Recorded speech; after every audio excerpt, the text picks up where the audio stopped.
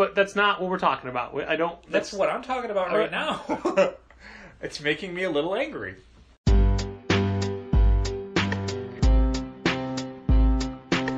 Come on and visit for any occasion. Don't keep patting down waiting. Comics and conversation. Keep the conversation moving along.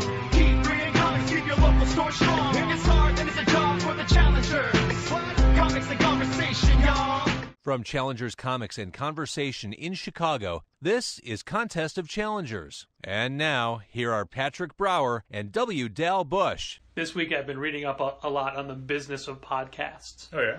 And while I don't think we're ever going to really be able to monetize this, It's interesting the way that people give advice as to what a podcast should be. Uh-huh. And one of the things you're never supposed to do, well, this is according to one expert, is do an intro like, hey everyone, welcome to the show, thanks for listening, and that kind of stuff. Okay. Because they say that a podcast is supposed to be treated as if somebody is reading a newspaper article. And articles don't start out welcoming the reader to the article. Nobody says, hey, welcome to New York Times. Today we're going to be talking about the murder rate in... Yeah, but I don't know that I agree that a podcast should be like a newspaper article. I look at the podcast as entertainment, as a show. Yeah. And every sitcom you watch has an opening. Or, a theme song. Any talk show you watch, Tonight Show, Late Night, whatever, it all starts with, hey, they introduce the host, then like, hey, welcome to the show, we've got so-and-so, and I'm going to tell some jokes, and whatever, and that's, you're welcomed to the show, but you're also given a breakdown of what the premise is every single time. Yeah, do you remember when we did that very briefly? Sure. What that requires is for us to actually take notes during the episode to go back, and then at the end of it, record a little, here's what you're getting into. Yeah, because we never know what the topics are going to be before we start, ever. I remember when I was a guest on a very early Crankcast,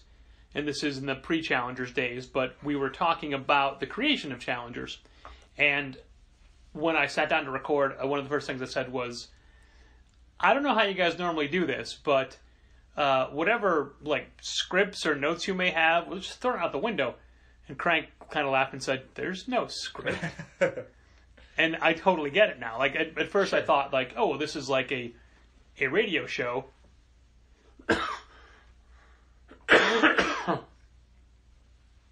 But it's not. No, and we definitely don't come with ideas. And even though I do have a notepad and a pencil today, and I just said, oh, so we could take notes during it, and that's not for that at all. That's just for if there's a good line. Because I keep, we'll say something, I'll think, that's the episode title, and then I'll forget it by the end of the recording because I can't put it in my phone because we're using my phone. Right. And if I cough, like I already did, I usually like to jot the time down so I can know where to go in and cut that out. Sure. So many people don't even take those out. I mean, we've talked about editing before. Yeah. But yeah, and this article also reiterated that the average podcast length should be 22 minutes because that's the average commute a person has to take. Weird. Okay. But that presumes that people are listening to them on commutes and not at work. And from our experience, the majority of people that we've talked to who listen to this listen at work. Yeah. Not everybody. Well, I guess a lot of people. That's the thing. All this stuff is anecdotal. There's no perfect formula for monetizing your podcast, or everybody would be doing the exact same thing. So it's a lot of we surveyed people and they said the podcast should be this long, and it's well, you didn't survey everyone. You surveyed maybe a small sample size, and maybe the people who responded to the survey are people who predominantly listen on their commutes, and so you're kind of self-selecting almost and getting the wrong data. Going back to something you were saying about taking notes and stuff, it's the one thing I wish we could do better on is structure. Well, coming to this with a few things to talk about. You know what I mean? Specific in the news or current events sort of things. Well, but the problem with that is that every time we do one of those episodes, it falls apart because either one of us doesn't care or it's not... Why did you look at me when you said that? Because I'm talking to you? Yeah, there's no one else to look at in this room, really. The ceiling. But the other thing is that sometimes there's just not enough meat on that for us to really kick it back and forth. To mix metaphors. It's not everything topically that we can say, well, I feel strongly about this, and you would say, I feel strongly in an opposite way. It's usually just, yeah, this is dumb, and here's why. Yep, that's right. Done. I also feel that when we have a list with multiple items, we know there's other things to talk to, so we're kind of pushing through to get to everything on the list. I never felt that way, but okay. I do. Like, there'll be points where I'm like, well, we still got to get through these 3 things down here. Let's keep going.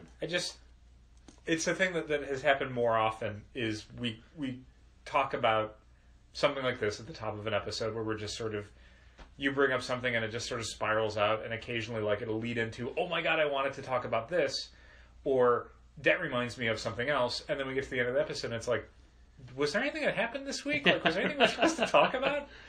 Because you and I will absorb that stuff in the moment when we read it. Maybe like we'll comment on it if we're both in the same place when we read it. But it rarely becomes like, let's take a note and make sure that we come back to that for the podcast. Like, there's a few times where I've started to mention something and you're like, I really feel like we should talk about this on the podcast. But that is not what I want to do, because it's like, no, I want to talk about this right now with my business partner and friend, not like create content for a podcast. Like, no, I get it. No. I'm afraid that when we need to bring up a subject to record that we've already talked about, it's a little stale, it's a little stagnant. Yeah, there's not as much surprise to it. I can't tell you how many times, actually I can, you're a part of this, but the number of things, the number of discussions that we have during the course of a week that I think that I always say, oh man, I wish we'd recorded that, because this is content. This is a good conversation. But it's not possible. I don't want to save all my conversations for like an hour and a half once a week. Right. Like, I'd kind of like to have more conversations than that. I also want to bring up a point about what you just said. We keep getting longer with this, and I want to kind of rein that back in. Yep. Like, initially, we were trying to do 20 minutes to half an hour, and then we were asked to lengthen it. So, like, 50 minutes to an hour was always my goal. Right. But lately, we just keep going and going. Yeah. Well, sometimes it's just because, like, I get up on a soapbox, or you've got a really long story you have to tell about something that happened at work, and that sort of thing. And those can both eat up a bunch of time where it's not back and forth. It's just one person sort of, like, gets in this zone, and they're just going. And honestly, I don't feel that the length of a podcast matters, because as a listener, at any point, you can bail. Yeah, and on top of that, like, I very rarely do I ever listen to an entire podcast in one sitting. Sure. Or one duration. Like, if I'm listening to it on a walk, if my walk is an hour long and the podcast is an hour and 20, then I listen to the next 20 minutes on my next walk. Like, it's just, it just moves along, and that's fine. I don't have such a poor memory that I can't come back to a podcast within a week and remember what they were talking about. And if I can't, there's a little button on my phone that skips it back 15 seconds, and I can be like, oh, that's what they were talking about. See, I'm the exact opposite, because most of my podcast listening is done when I'm unpacking the books. Sure. And I like to do... I would like to have an episode to listen to that's... It takes me, let's say, 2 hours to unpack the books. Okay. But most podcasts I listen to are about an hour. Okay. And I don't... I can't get through 2 episodes of anything no matter what. Sure. I can't do 2. Just because of the time frame. And while I said episodes are an hour, there's always, like, whenever I have to leave the room, I'll stop it, or if I'm cutting up boxes, or bringing boxes out back, or whatever. It is not 2 uninterrupted hours of listening to podcasts. But I don't like I don't like doing what you said. I don't like getting back to a podcast. I would just go to the next one. Also, my podcast feed there's like 7 podcasts that I record regularly. Mine is 2. But I don't get to them. And like this week, when I was listening to a few weeks old episode of Surviving Creativity, where their guest was Erica Moen, it was like perfect. It was the exact length of my time in Sidekicks, and I'm like, this is what I always want. Sure. Because then there's always like I'll put on music for the last 15 minutes or whatever. And because Tuesday was such a miserable rainy day where barely anybody came in, I could get through that episode because that was a completely not safe for work episode. Oh my god. And I didn't have to worry about ever turning it off. Because like I can't listen to things like Harmontown if there's kids in Sidekicks. Sure. I can't, because you never know when they're going to talk about you're going to have a tough mannequin legs or something. Yeah. I just have to pick different podcasts. Sure. But Surviving Creativity is my favorite current podcast, so I don't like not being able to listen to it or having to make time But I mean, somewhere it's else. probably more that one episode than anything else. Like when you've got the cartoonist behind Oh Joy Sex Toy. Like, yes. It's not going to be one that's appropriate for all audiences. There is, this is of a benefit to everyone who comes into the store, but especially Dal. I have a new playlist on my iTunes where it's all new music, mainly new music from this year already. Yep. But also some bands I just discovered. But one of them is called Maytal, and they're named after their drummer. And I downloaded the album, and I started playing it at the store. There are a bunch of F-bombs. Yep. And it's not aggressive music. It's a little bit more melodic, but I'm like, this is just... I mean, they should be able to express themselves however they want, but... Right. This is a problem that only you and I experience. Where, like, most of our music listening is done in the store. Yeah. So, the things that... I don't care if someone swears in the song, but it means I can't play it in the store. And that means that 90% of the time I would spend listening to music, I can't listen to this song. Right. And that's I would say the overwhelming majority of humanity doesn't have to worry about that. Yeah.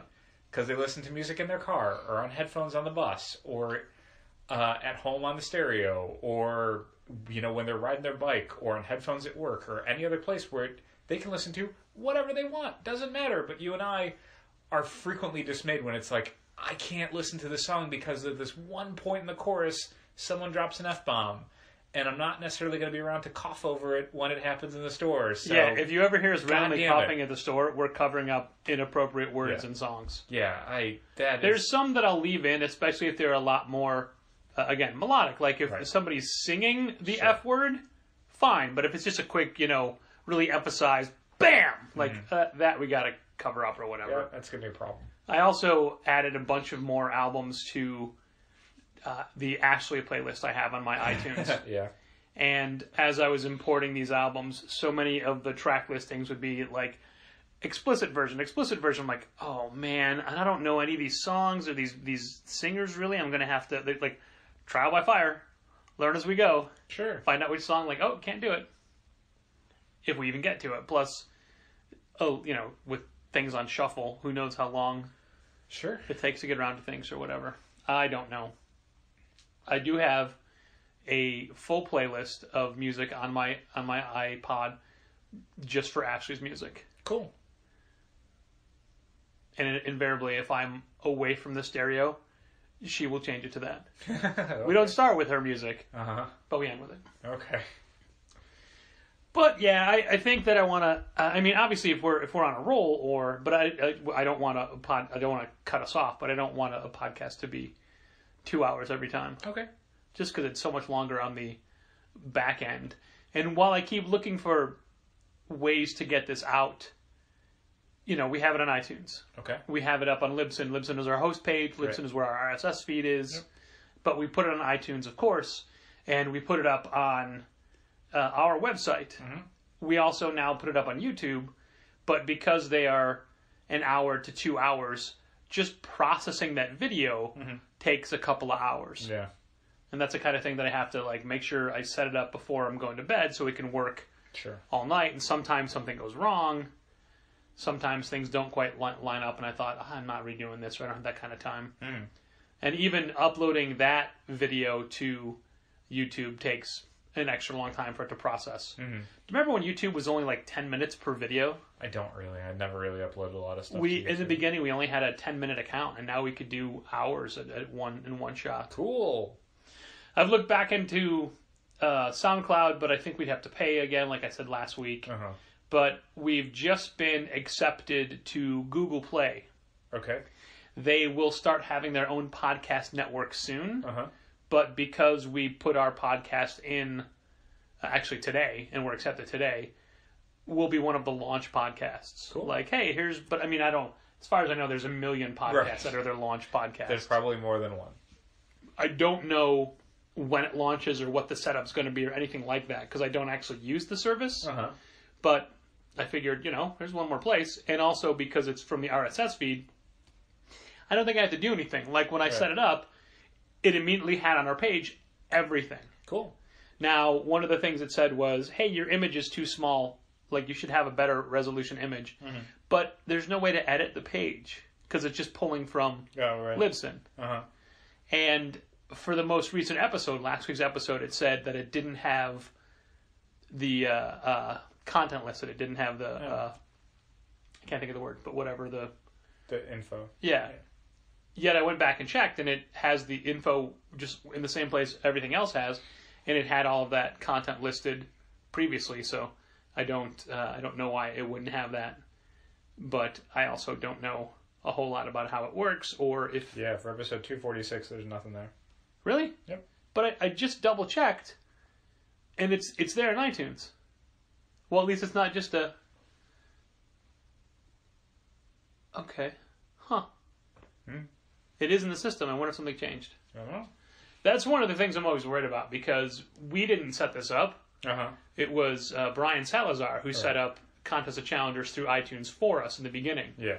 And once he told me how to do like content manage, that's what I've been doing ever since. And with each successive iTunes redo or new version, they keep changing things, but I keep figuring it out. But I'm afraid there's going to be a point. Like right now, if I had to submit a whole new podcast to iTunes, I don't know that I know how to do it. Sure.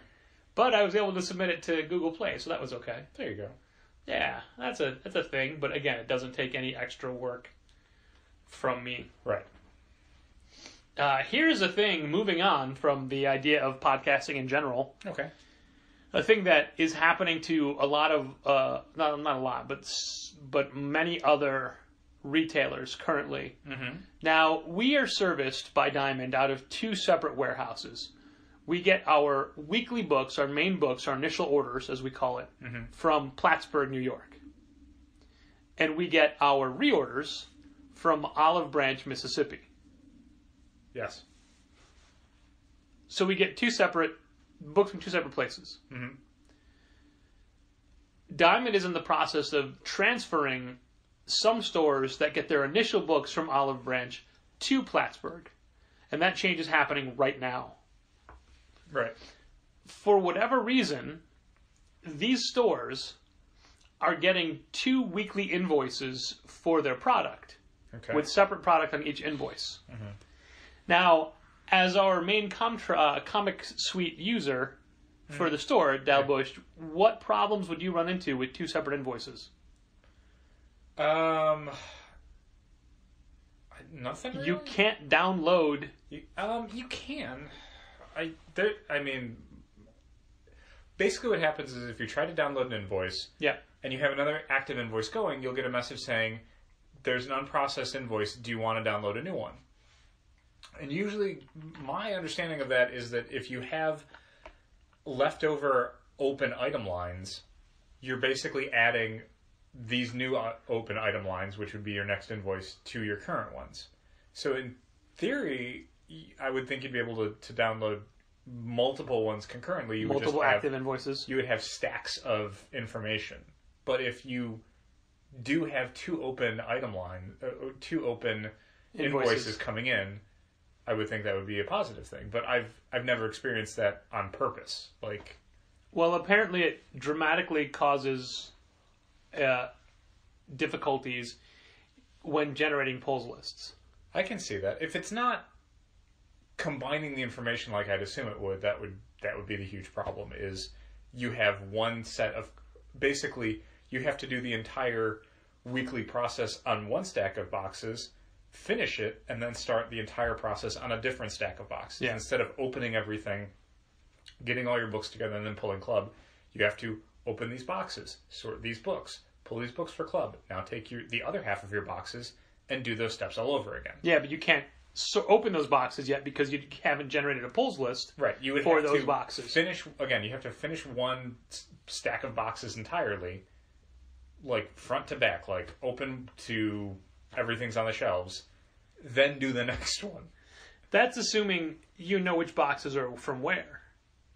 I'm assuming they get everything at one time, like always. Well, with reorders, sometimes, even if it's information placed at the same time, one set of boxes is one invoice, and another box or two might be a completely separate invoice. So you basically have to do what I just was talking about, but on a much smaller scale. And you can usually find out by when you go to plug one tracking number in, it'll tell you every other tracking number that's part of that specific shipment. And if you have a box that's not a part of that shipment, you just set it to the side. But and then you do it afterwards. When do you, specifically during our work week, when do you download the invoice for the week? I just actually did it before we started recording. I usually do it Thursday night. Okay. Because that way, every reorder we could have received for the week will already have been received, right. And it's... But so you've received the invoice, but you don't know how many boxes we're getting yet. We don't have that information. We don't have codes for those boxes. Correct. But you've already pulled the invoice down. Yeah. Well, if you knew this was going to happen, like if you were notified by Diamond that, hey, you're going to be getting stuff from 2 different places and it'll generate 2 different invoices. It's my understanding, by the way, they were not notified. This just is a thing that started happening. Like, then, you get 2 from now on. Then that can be a problem. If you were notified, you could basically just receive stuff in a different manner instead of pulling down your invoice in advance, printing out your pulls list, and having all that information ready to go when the physical boxes actually showed up.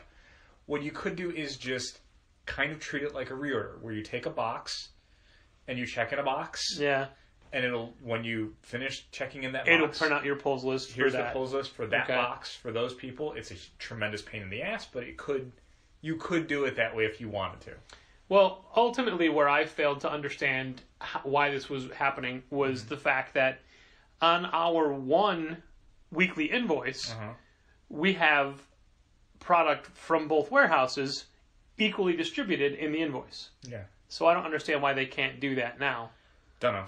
But maybe they will going forward. Maybe this is just a 1 week thing where it's like, hey, we're working the kinks out. It's been a few weeks, but yeah, I mean, I think this is just while everyone is transferring over. Sure. Obviously, it's not as quickly as a data migration where systems are turned off for 24 hours, and by Monday morning, like you leave Friday, by Monday morning everything is transferred over, and you're none the wiser, kind of thing. Yeah, and I think it might also have to do with the fact that it's not as though, like, for the week, for the release date of February 10th, it's not as though one warehouse is getting in.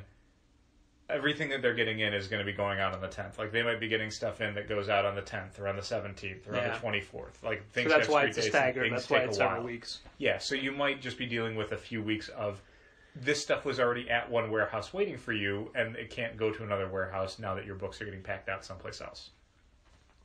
We talked about something like this happening a few weeks ago. This being when books were sent out early and we were supposed to hold them. But for other stores throughout the country last week, actually the week we're recording, the books for the 3rd, one of the trucks broke down with many people's books. So a lot of stores in the same area weren't getting their books at the same time as everyone else. They'd be getting them later in the day or the next day. So Diamond sent out a request to every store in that area, because that was only for either UPS pickups or probably UPS or whatever. Because there's obviously, we've talked about before, different ways books are distributed throughout the country depending on how you choose to get your books.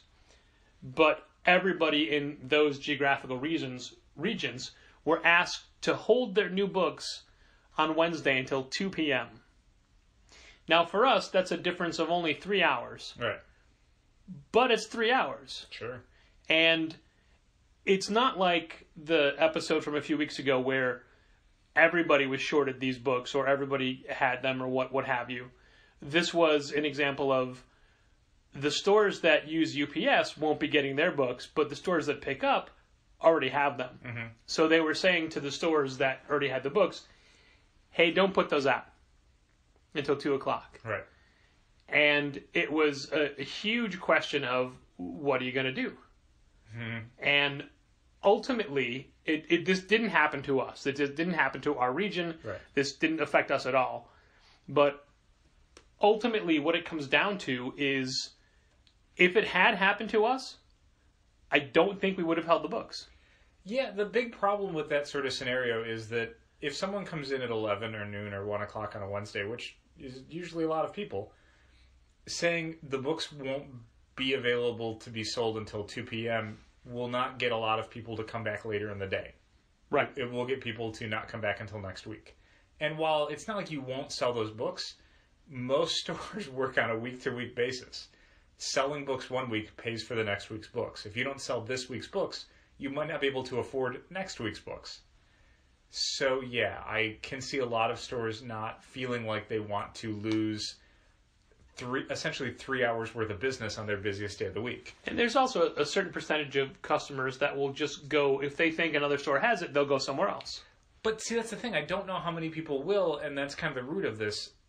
Diamond's saying, we want to make it fair for all the stores. So we don't want the stores that have the books to be able to sell them at noon when another store won't even get them until 2 o'clock. And what if someone goes to that store that won't have them until 2 o'clock and finds out this other store across the street or down the block is in stock with those books and has been selling them for a few hours? Like, that one store that's not had their books yet will feel the repercussions. But I don't know if that's true. Like, that's always been the fear of, well, I'm going to lose all my customers to the guy who's got these books for sale. Like, I don't know that people feel that strongly about it. I mean, maybe in different parts of the country that's true, you know?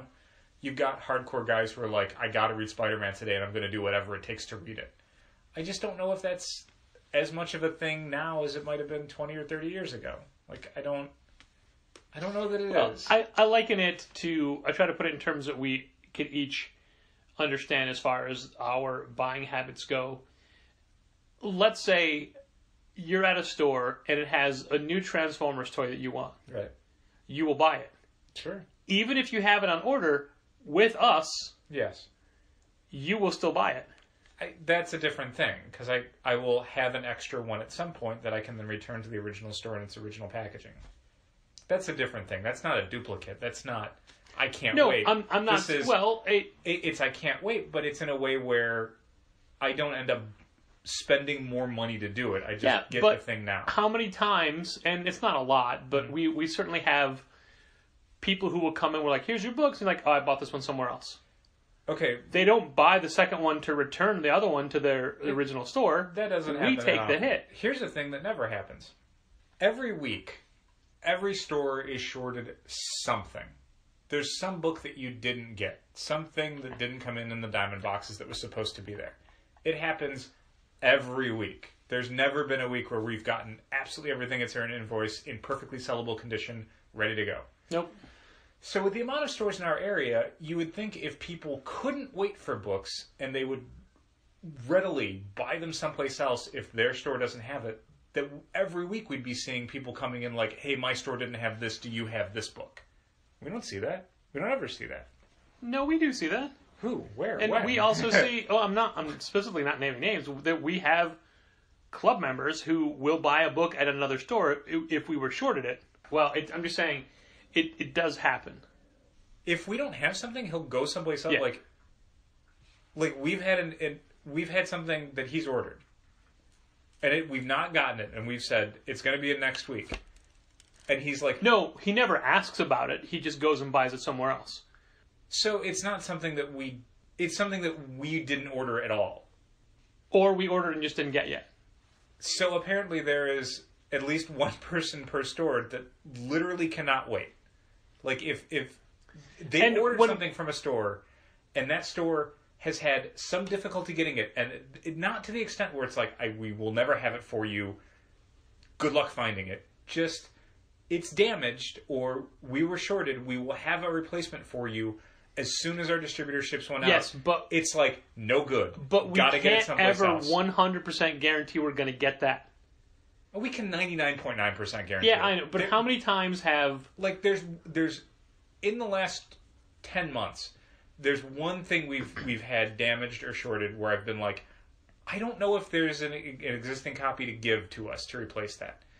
Every other time, it's been like, it'll take a week or two, but we'll get them. How often has the damaged replacement come in damaged? Wow, that other thing actually makes me kind of angry. That makes me a little bit angry that, like, I placed an order with you, I told you I was going to buy it, and because there's been a slight delay that's not your fault, yeah, but all right, I'm going to make you eat all that right. copy. You're Like, also... You as the guy who will throw away defective action figures in front of a customer when they're like, I know it's someone else's problem, but I'm going to make it your problem. This feels like the same thing to me. Yes, but here's what I always do. Once they leave, I take that figure back out of the garbage. I'll glue it back together, and I'll sell it as a loose figure, so we make something off of it. But this is worse. No, all right, but look at your buying habits.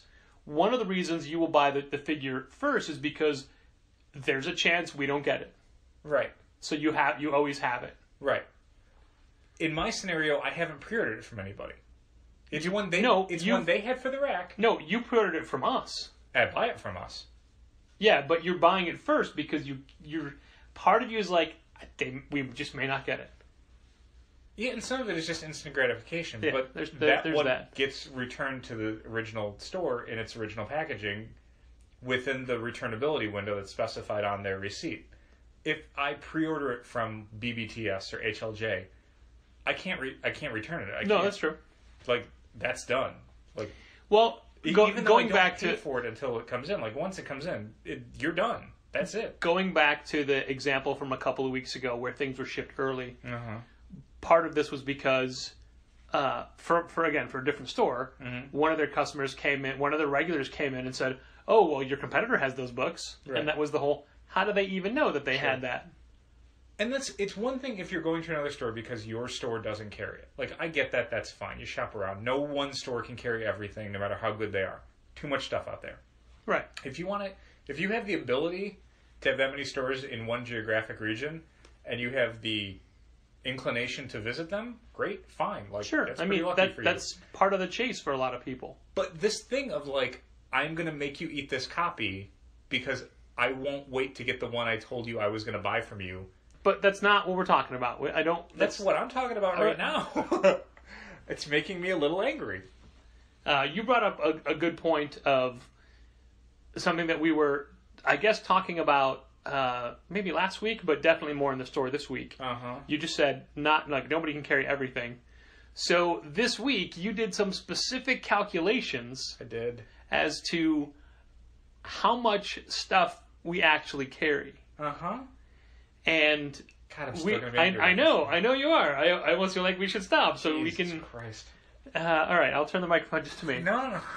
It's fine. So when we were talking about the possible new layout of Challengers, and we were discussing specific square footage and specific comic book placement, and so in an attempt to make it a little more workable, you just on paper rearranged it and gave us 360 comic spaces. Is that correct? That's correct.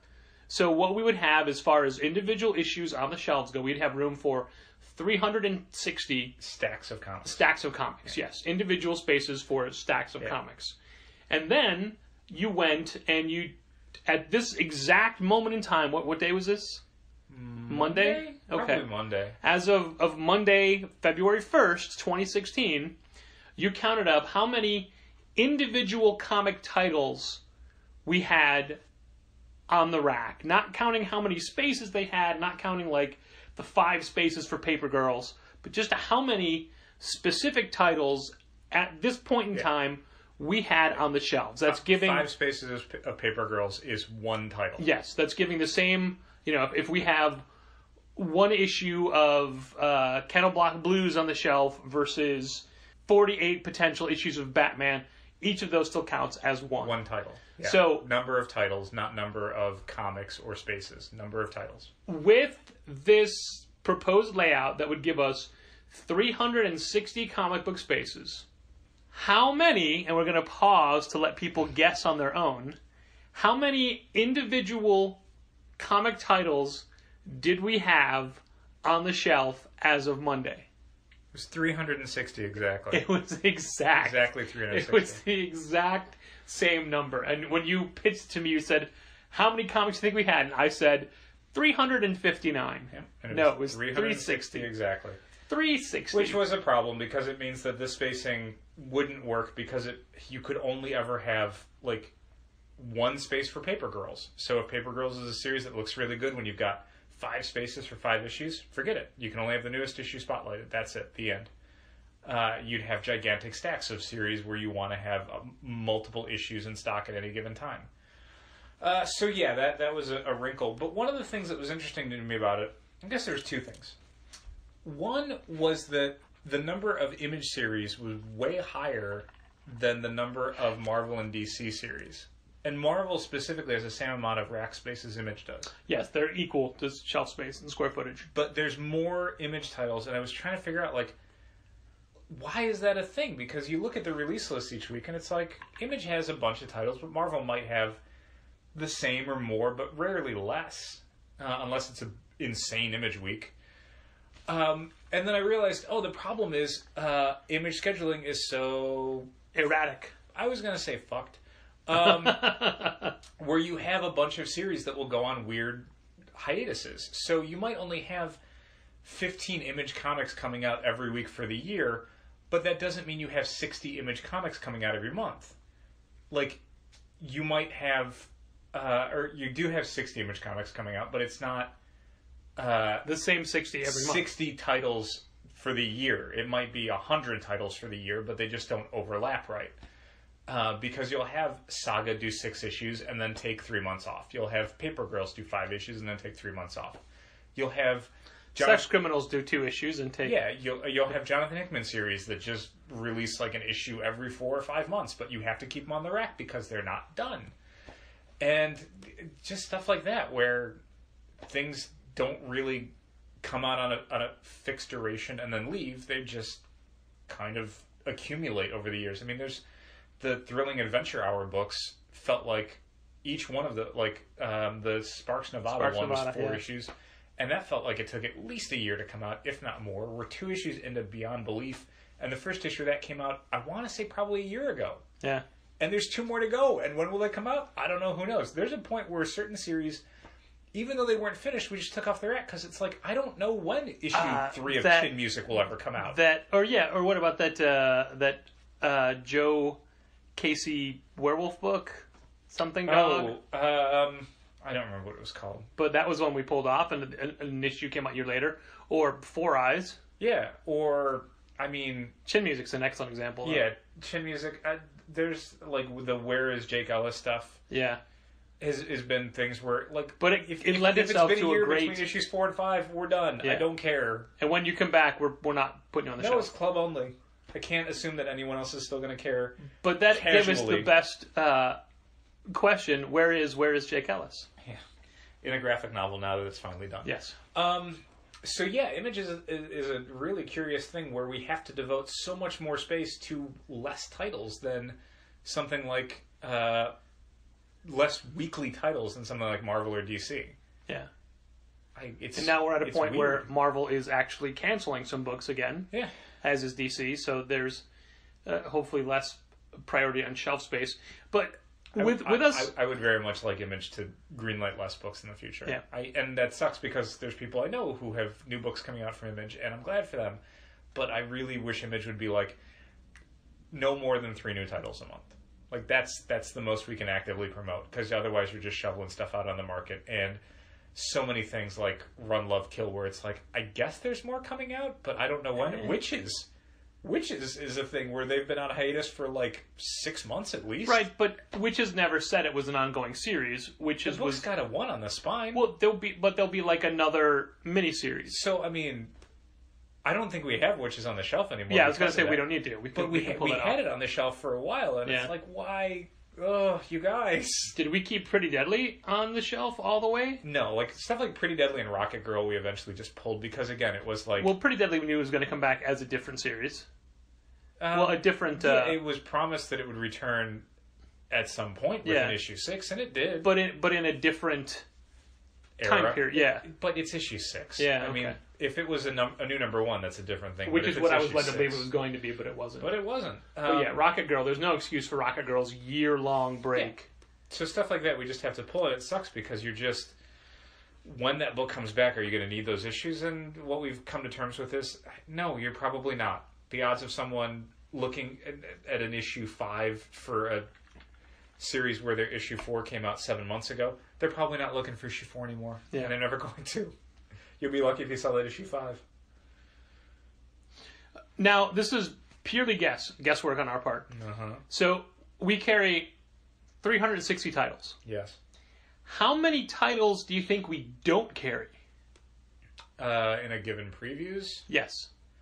How many more titles do you think we could have? There were times where we would list out all of the new number ones for a month, and there was one month where it was about 100. Yeah. And I feel like we probably only carried for the rack maybe 50 of those. So I would say at least 200 titles we don't carry. I was gonna guess that we're roughly at half. Yeah, I would say so. That there's literally half of the books we don't carry. There's publishers like Antarctic where we don't carry a single thing from them for the rack. Correct. Not a single one. Yeah, there are other. There are Unless definitely someone other accidentally orders the Steam League and we don't know why. Yeah, right. Where did that come from? How could that? We've only got one left, so it wasn't a total loss. That's true. That's true. There you go. I don't. Yeah, that's just a mystery, man. Uh-huh. And they're not an FOC book, but No. hey, didn't somebody else just join FOCs, like Action Lab or somebody? Somebody else? Probably. Now, ultimately, would you prefer everybody be FOC'd? I would. Even though that means a lot more work for you. How much time do you spend doing FOCs? Less time than I used to because the new computer is much faster on it. Yeah. In the same way that you would have a bunch of delays doing the initial orders because you're just waiting for information to load. Waiting for it to load, yeah. Now, half an hour, maybe less. Okay. It really depends. Now, if you're doing that at the store while you're open, it's a lot more. Yeah, I do it at home on Saturday night, and I can usually do it.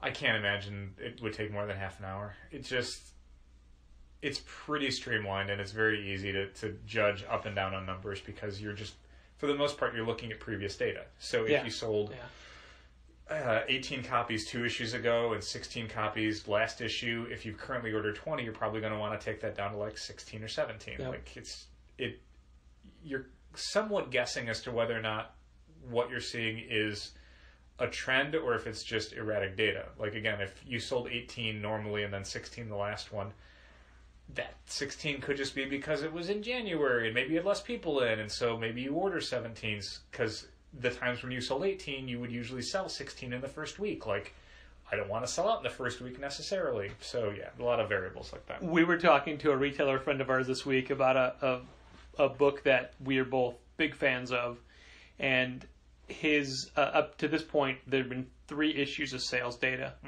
and the 4th issue had just come out, and he had said that he had sold 4 copies of number 1, 3 copies of number 2, 12 copies of number 3.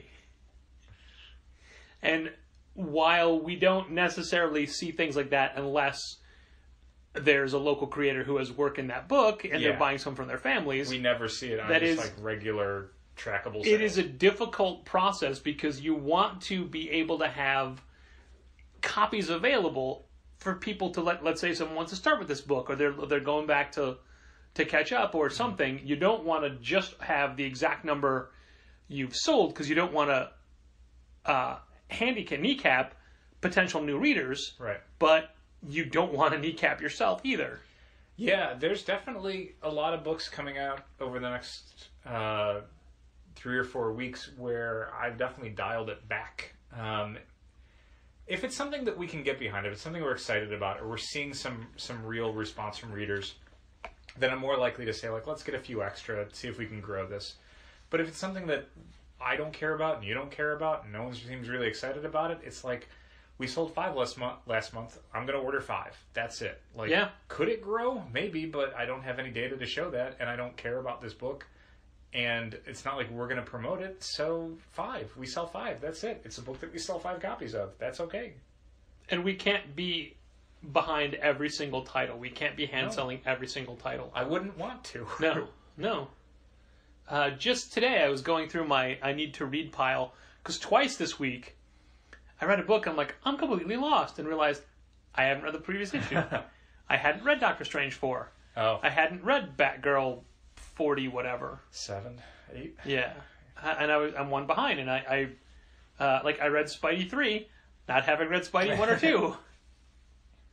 And yeah, the Doctor Strange was the most like, what's happening? Uh-huh. And then I read 4 and said, oh, right. Okay, now I'm caught up. Yeah. But yeah, I'm 2 back on Outcast. Like, things just fall behind, you know? Yeah. It's ridiculous. It's one of the things that I try to do on Tuesday nights is to read a lot of books that I'm not buying just so I'm caught up on them for the people that will be asking. Mm-hmm. But the books that I buy, I give myself more of a buffer on because, well, I own these books. Right. I'll let them. So yeah, there is. Well, people have the misguided impression that we just sit around and read comics all day. We have to read a lot of comics. I do. I wish I could sit around and read comics all day, but I have to spend a lot of my free time reading comics. I was talking to a friend recently, and just as a topic of conversation, they'd asked me if there was a book that I was meaning to read for a long time and I haven't gotten around to, and I had to say, like, I don't get to spend my free time reading books that aren't comics. Like, this conversation is about a book? Yeah, like a novel, like wow. a book without pictures. Okay. So in my free time, if I'm reading something, it's going to be a comic because I've got to catch up on stuff for the store. Like, I've got to read previews of stuff that's coming out. I need to keep up to date on titles that people are going to have questions on, and some of it I legitimately enjoy. But some stuff is basically homework. When I have read that stuff, the last thing I want to do is spend more time reading anything. I want to watch TV. I want to go to a movie. I want to play a video game. I want to mess around with a Transformer. I want to do something that's not sitting and reading because I've already spent so much goddamn time sitting and reading. So unfortunately, like, because of the amount of comics I read, reading is pretty much only for comics and only for work. Like, that's not a thing I do for leisure anymore. Like, not in years. Well, I've often discussed how difficult it is to be reading novels and comics at the same time because they're a whole different mindset. Just this week, or last week, I had to give back 2 novels to Mike Lee that he lent me over 4 years ago that I haven't read yet, and he's like, "May I please have them back?" And I'm like, "Yeah." That always sucks. Yep.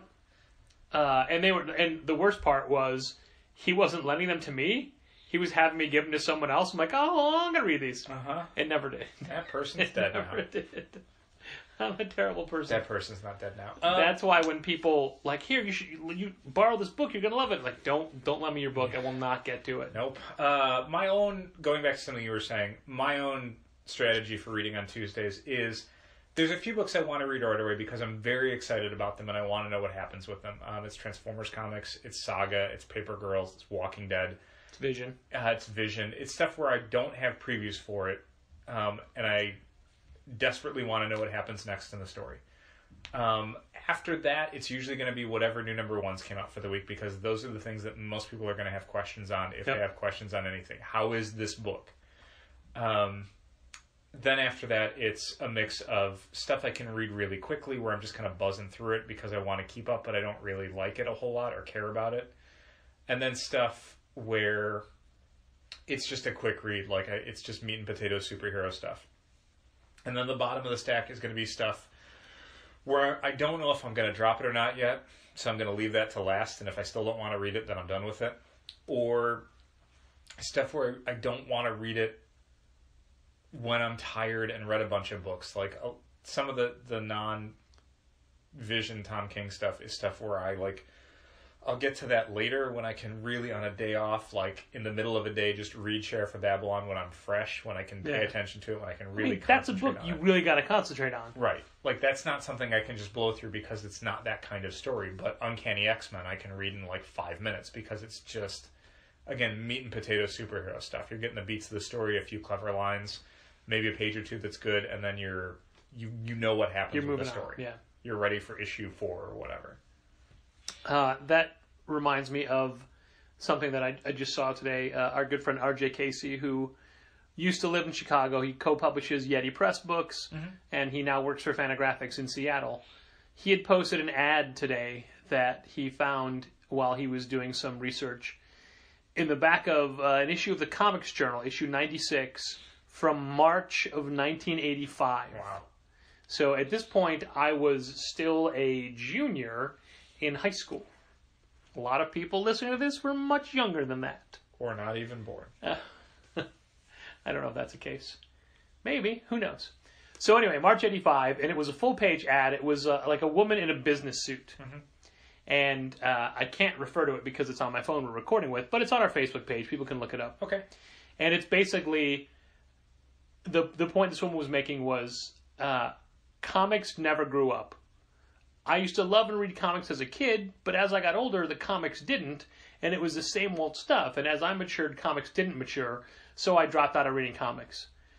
Until recently, a friend brought me back to comics and showed me the new comics, and they're smart, they're new, they're comics like of today, they're on better paper, the art's better, and it was an ad for Eclipse Comics, a comics company that's long gone. Yeah. But, you know, they were doing things like Zot and Airboy. Yeah, they had their prominence in the late 80s and early 90s. Kat Ironwood used to have she was the editor-in-chief or publisher of Eclipse.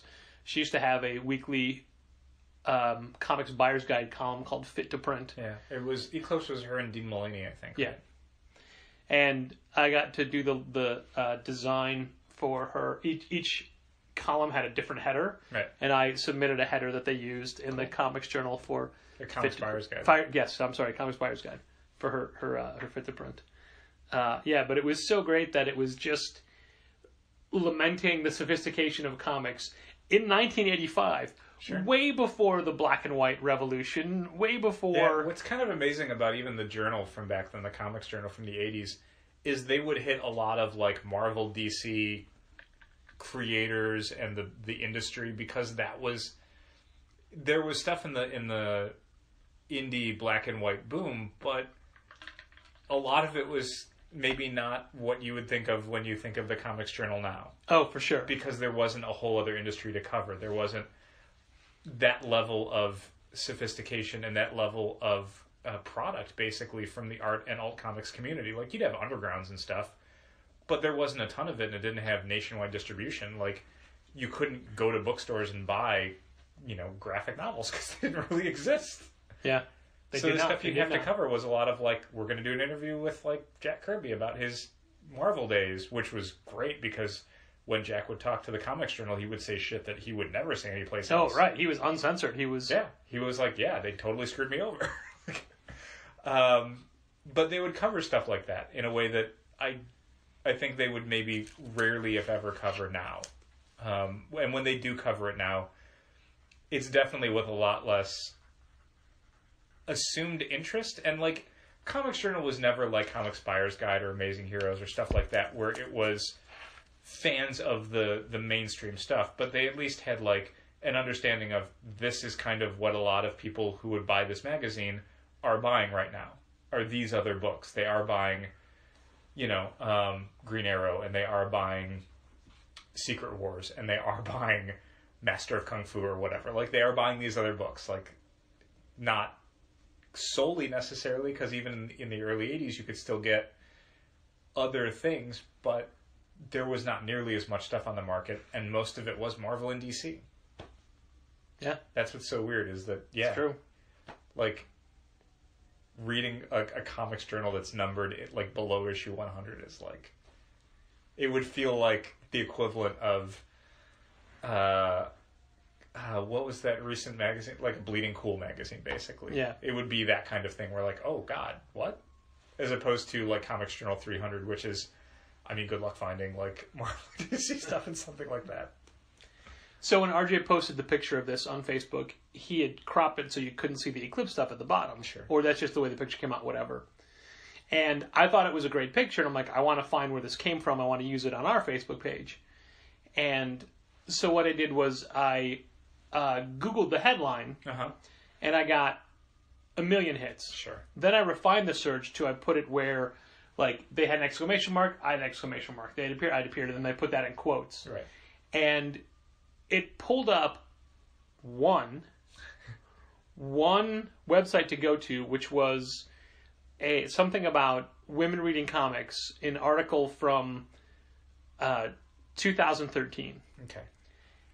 And so it pulled this up. I'm like, why did it pull this up? So then I, Control F to find your keyword. Search, yeah. And a comment... way deep into the comments was a guy who had said, I remember seeing this ad for Eclipse Comics in Comics Journal number 96 from March of 85, where a woman said, and he had like that quoted headline, and then he paraphrased a bunch, and then he had a bunch of stuff at the bottom, like, that's it. Yeah. So on RJ's picture, I'm like, hey, Eclipse Comics ad from Comics Journal, blah, blah. And he's like, how do you know that? Well, I Googled it. Uh-huh. But I literally, because I was looking for a better... Like the full image. Yeah. So I could attribute it properly and whatnot. Right. But yeah, I of course I didn't tell him how I found it. No, of course not. But like literally, it was just... You found it because you're a wizard. Yeah, right. What I said was, it's what I do for a living, RJ, and that's Google things. Yeah. But it was just one thing only that I could find that for him. That's great. Yeah, wow. And the fact that the guy had that much detail, that's how I was able to give that. Like if someone just said, "Oh, it's an old Eclipse Comics ad," I would have just said, "Oh, Eclipse Comics," but he was very specific about like the issue number and the publication date. Well, because he found that in the archives of the publisher. Sure. But yeah, so there's peek behind the curtain. There's the magic. There it is, sprawled out there in front of you. There it is. I Googled it. I don't think this is a big deal, but an announcement has come this week that Amazon is looking to open a couple hundred more bookstores. Yep. Since they opened one in Seattle, speaking of Seattle, see how that ties together geographically? Sure. It's all good. And a lot of other retailers, I'm not saying this, other people are saying this, and they're, they're telling me that they're worried about the competition. But I don't think there's anything to worry about. I don't think so. I guess it's kind of misunderstanding what Amazon stores are for. Like, they're not there to be bookstores. They don't care about that. No. They care about getting you to sign up for an Amazon Prime membership or buying a Kindle. Like, that's what they want. Or an Amazon Fire or whatever. Like, they want you in their ecosystem.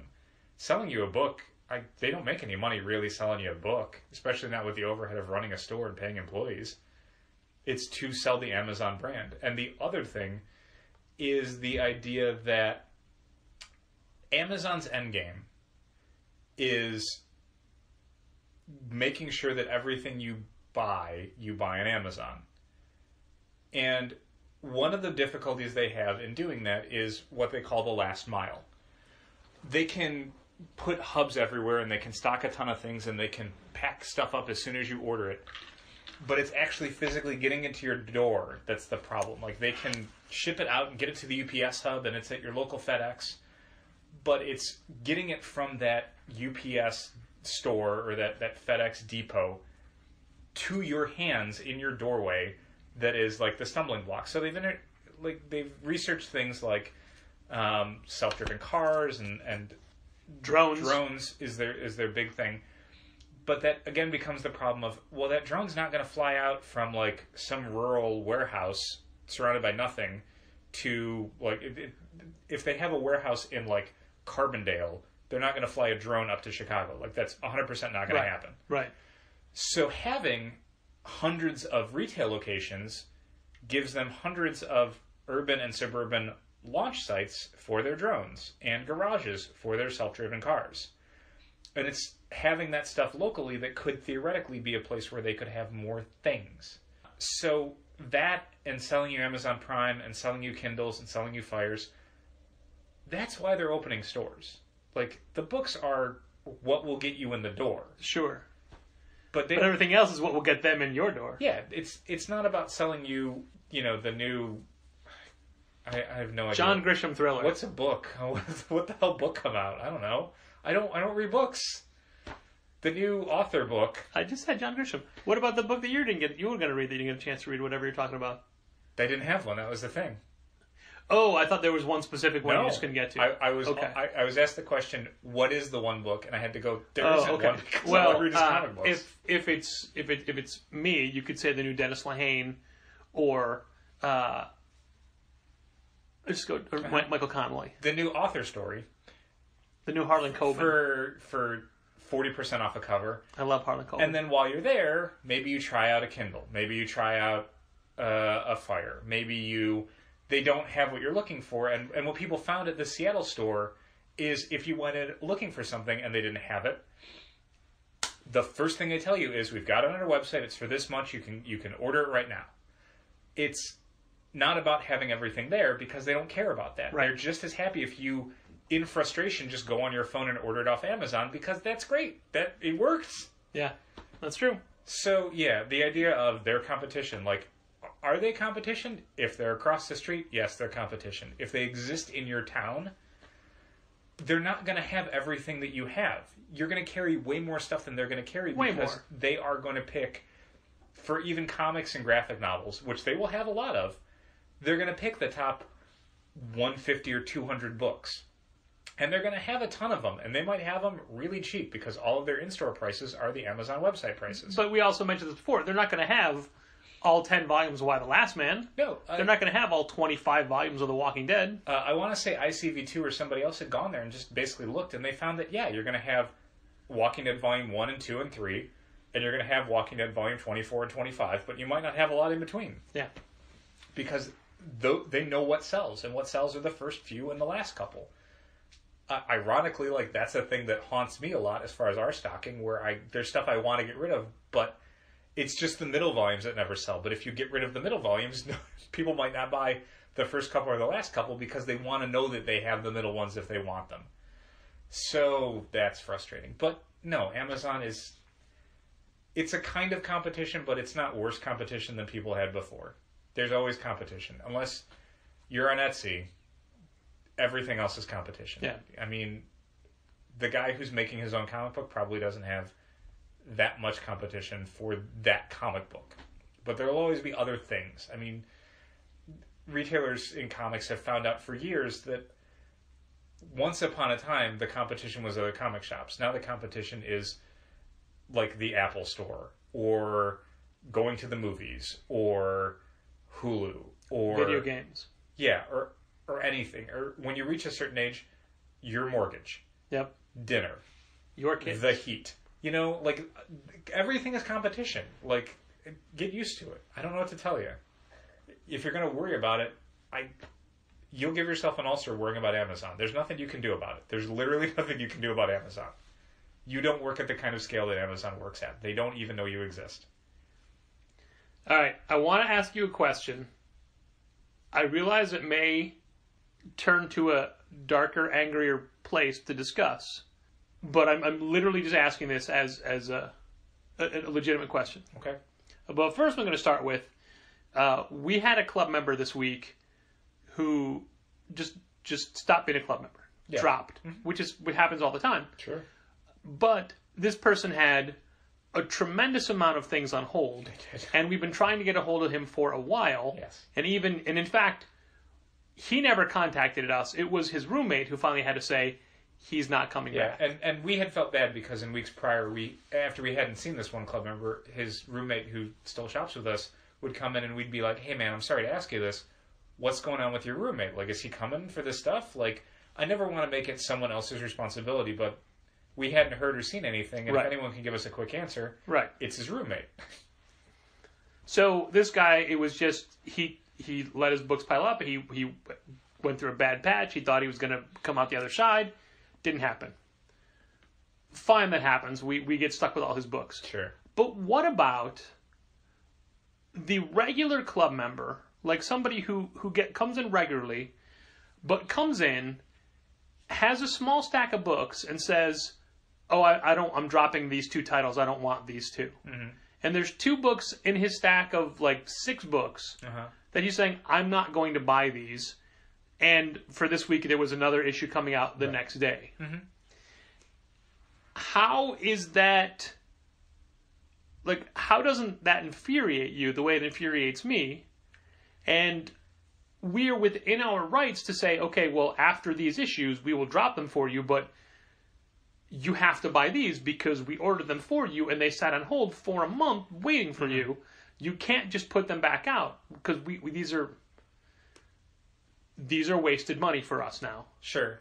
A few things. The first is I can sort of see the other person's side of it, which is they're not as engaged with comics, so they don't spend all their time managing their subscription list or contacting us if they don't like something. They'll read a book and they'll go, "Ugh, that wasn't very good," but they're not immediately going to like shoot us an email and go like, "Hey, take that off my list." They're just going to think, that was a bad book. And then when they come into the store and they see it and they go, "Oh yeah, I don't want this anymore." But in this specific instance, and I'm trying to be general, not specific, but this was I just got too many books on my list, which is 5 or 6 is too many. So he had to cut 20% of his list. Yeah, there's instances where something that it in theory doesn't bother me. In the moment will make me furious because of how it's presented. So I'm just saying in general, it doesn't really bother me because I can understand why it's happening. But if someone does it in a different way, it can trigger something, and I can just be like, God damn it. Like, I can't think of anything in particular, but it's nearly anything in my life that I would consider, like, I would be blasé about. There can always be one exception of, like, but then this person did this, and I got super mad about it. So sure. I don't know. Well, I was trying to equate that to earlier in the podcast where you were talking about... That's different.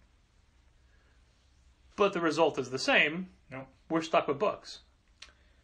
The thing that makes it different to me is that in this instance, the one from earlier, that person still got their book, they just stuck us with it. Okay. In this other scenario, we just got stuck with a book. No one got it. Like, I feel like the first person is getting over on us in a way where the second person isn't. And maybe that's just perspective. That's just... See, the way I'm looking at it is the other person is... I'm imbuing it with more than it has. I forgive the first person because they're doing it out of sheer fandom, and they're not trying to hurt us, and they are still getting that book from us in the future. Mm-hmm. Whereas this person stuck us with these two books that, like, they could have told us a while ago they didn't want, and now we're stuck for those same books in the pipeline that we don't have the chance to get rid of. Yeah, again, with the second person... So they're doing more financial damage to us than the other person is.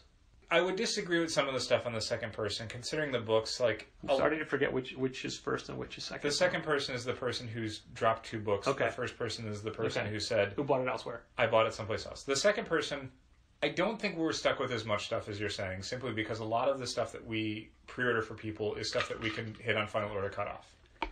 So for most stuff that we have pre-orders for, I would say the majority right. Well, like I meant, is stuff that we can cut. I know. Orders That's why I said the few that are still in the system. Like, for example, there was this week, another one of those books, and there may be one next week that is too late for us to adjust.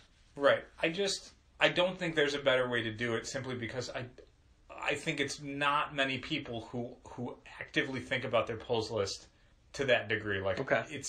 I can't imagine people finish reading a book and immediately think, like, I got to take that off my list. I got to email right now to make sure I don't get any more of these. And like, it's never admittedly, that bad. There's how many times during the course of the week I'm like, oh, this is a great subject for the podcast. We'll talk about, like, I'll write this down.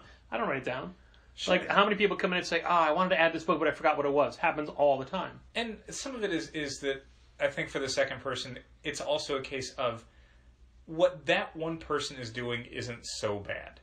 But it's like death by 1,000 cuts. I feel like how you would view it. Yeah. Where you see it happen a lot, and then it's like, God damn it, we're stuck with all these books. Instead of, like, 5 people decided they didn't want this book anymore because it's shitty. But I can specifically remember Wednesdays where someone will come in and be like, I got this book somewhere else. I'm like, it came out an hour ago. How could you have done that? But they've done it. It happens. I can think of a few times in my history where someone has said they've gotten something because they were out of town, sure. or a friend got sure. it for them and they didn't know, and that's different stuff. But just the idea of, I told you I was going to buy it. You ordered it for me. There's been a delay that you have no control over, but I'm going to make that your fault and I'm going to stick you with okay, this book. But how is it different for the person that buys it on vacation somewhere else? That's not. I mean, that's. No, that's bad too. Okay, but you just said that. You just said that as one of the forgivable ones. The second thing I can understand, like, I can understand someone's, like, roommate or someone bought it for them and they didn't know, and that's okay. fine. Yeah, sure. The vacation thing, if you tell us ahead of time, that's fine too. We can make that work. But yeah, I mean, if you just came in and we have 6 books for you and you're like, I bought all these on vacation, that's just as bad. But that also happens. Like, I think not often. I think you're not remembering a lot. Like, I could point to, I want to say in Challengers. I'm not saying it never happens. Right, but you're making it sound like a year it maybe happens. Okay, you're making it sound like 2 or 3 times ever in your life. No, of the let's say 7,000 transactions we have over a year, ballparking it. Okay. maybe 2 or 3 times that happens. I'm saying it happens so rarely as to be statistically insignificant. I'm not saying it's not memorable, but I can remember a lot of times I've injured myself in my life, but I'm not saying I injure myself all the time. Well, I'm saying if you have roast beef 16 times in your life, you're not constantly eating roast beef. Well, one would say you hardly ever eat roast beef. It would be a rare and a freak occurrence. It is such a weird thing, and it's all depending on circumstance and how the day goes, but how one event can trigger such opposite reactions Sure. in the two of us, Sure. and then that same event, roughly that same kind of event, can then trigger the reverse reactions in both of us Sure. at a different time. Yeah, I mean, some of this is because I didn't see it coming. Like, if I'd known this was happening, or if I'd known this event was occurring often enough that you can attribute it to one person who's done it more than once, I would, if I'd known about it beforehand, I probably could have processed it differently. I feel like I got ambushed with it. It would be like if I said, I heard that people, like, waiters in restaurants spit into food, and you went, yeah, that restaurant we go to every week, like, there's the dude who spits in our food all the time. It'd be like, why didn't I know about this? Why did you not think it was important to tell me? Yeah, that's how it felt. It's just, Right. I felt completely ambushed by it. So yeah, it's, at the end of the day, none of these is the biggest deal. For people who, like, drop books and stick us with stuff where it's in their box and they're like, I don't want to buy it, there's literally nothing you can do about it. You want to force people to buy it? Congratulations, right. You lost a customer. And I don't know that you could physically force someone to buy something they don't want to buy anyway. True. So good luck with that. People buying something someplace else and saying, I don't want to buy this thing, same boat, man. Like, it's cost of doing business. Like, Yep. You want to stop it? Prepay for everything. You want to take a deposit and everything gets rung up before people come in? Give that a shot. See how that goes. All right, cost of doing business. This is a topic that came up recently where basically companies that charge you for using a credit card for transaction. Yeah, it's completely insane. I think that's ridiculous and shouldn't be allowed. It's the stupidest thing. We eat BotCon credit card does. processing fees. BotCon does it. You want to sign up for BotCon? You want to buy tickets to that? Congratulations, you're paying the processing fee. You want to sign up for their Figure subscription service? You're paying a processing fee. At least one of our distributors does it, and this shit would be stupid in 2007. It's 2016. It's the cost of doing business. If you want to accept a payment, look at how much money we lose on C2E2 tickets just because everybody pays for them with credit cards. Sure, some of that is the cost of doing business as an idea, as a principle, is basically who has more power in the transaction, the business or the customer. Not to make it about politics, but some of the various politicians are talking about ways to pay for things, and they're talking about increasing different kinds of taxes, and it'll decrease other taxes. And some of the payroll tax stuff is basically getting refuted by several economists as, okay, the thing that you're telling voters will be the business's responsibility, the business that's employing you is going to take it out of your salary. Like, they are 100% not going to pay for that. You are going to make less. And while they'll technically be paying it, that'll be a line item on your pay stub that'll basically say, this thing got taken out to pay for this government fee. Like, yeah. And if every business does it, technically the business is paying for it, but they're paying for it through you. So we don't do that, because if we said, hey, we're going to charge 3% extra for every single credit card transaction, you lose a lot of business, because there's going to be enough people who are like, I don't want to pay 3% more to you. Some people probably wouldn't care. Some people would like what we do or whatever, but I think they'd like what we do a lot less if we were charging people 3% extra to use a credit card. But C2E2 can do that, because what other comic convention are you going to go to at McCormick Place in March? You know? There is no other one. So if you want to go and meet the people from Walking Dead or Game of Thrones or whatever. I'm saying that, like, they're not. Oh, they're not doing it on their page? Okay. No, it's what I'm saying is when people use credit cards for us to buy tickets from us. Yes, that's correct. Yes, that is the percentage we lose on those tickets. Yeah. But that is the percentage we lose on every credit card transaction. Yes. That is the cost of doing business. For a while, that's why a lot of stores wouldn't take American Express, because American Express had a higher processing fee. rate. So you would just say, like, I don't want to lose 4% doing this when I'm okay losing 2.5 to 3%. Like that extra 1% added up or on enough transactions is going to cost me serious money. So no. Our distributor gets around it by calling it a cash discount. Yeah. They're not charging you for the credit cards. They're giving you a discount for... No, they're charging you extra for the credit cards. There's places that'll do it, and they'll couch it as like, it's a convenience fee to let you use a credit card. Yeah. Like, you want the convenience of using a credit card? It's $1 or $2 or 1% or whatever they don't want to pay. Yeah. Congratulations, you just paid it. So yeah, no, we could never get away with that because we exist in an industry that is niche enough, and yet in our city ubiquitous enough that people can go other places and buy other things. And I mean, certainly, like, if people thought they were being nickel and dime, like, there's not even comic shops you could buy online and deal with stuff that way. Yeah. Yeah, and some of it is just beyond the fairness of who should be paying for what. It's just, do you want to make it as adversarial as that? I mean, do you want to just be crossing your arms and telling people, like, what's in it for me? Like, yeah, you want to foster that attitude at your store? On a podcast, certainly, but at your store? Never at your store. You try to make it as frictionless as possible for people. Well, at our store right now, as you are hearing this, it is our annual I Love You But I've Chosen comic sale. It's true, it is. Where from now until through Saturday the 13th, that's right, yeah. 7th to the 13th every year. Every February 7th to the 13th. Everything that's not new this week is 25% off. Yeah, so as long as it's not marked new this week or on our new release list. Or held or in your club boxes. Correct. It also excludes held items of any stripe. 25% off. So that's graphic novels, comic books, supplies, toys. As far as supplies go, unfortunately, our supply distributor is out of, again, comic boards.